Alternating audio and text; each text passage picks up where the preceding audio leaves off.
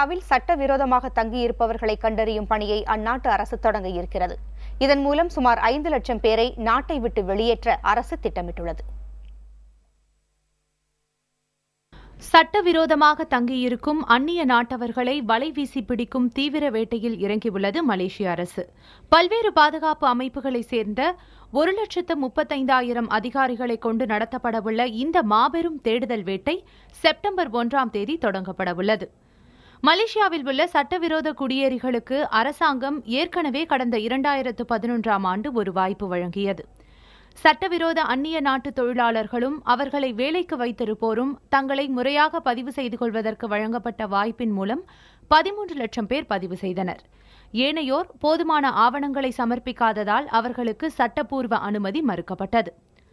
நாடு தழுவிய அளவில் நடைபெற இருக்கும் இந்த மாபெரும் தேடுதல் வேட்டையின் மூலம் கிட்டத்தட்ட 5 லட்சம் அந்நிய நாட்டவர்கள் சிக்குவார்கள் என மலேசிய அரசு நம்புகிறது.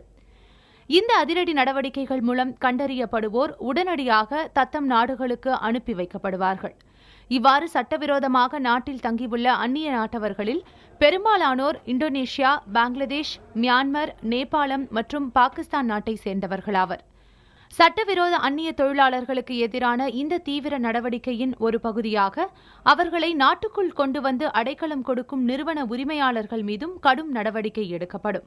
கட்டுமானம், தோட்டத் தொழில் மற்றும் உணவகத் துறைகளில் அந்நிய நாட்டு தொழிலாளர்களின் தேவை மலேசியாவிற்கு இன்றியமையாத ஒன்று.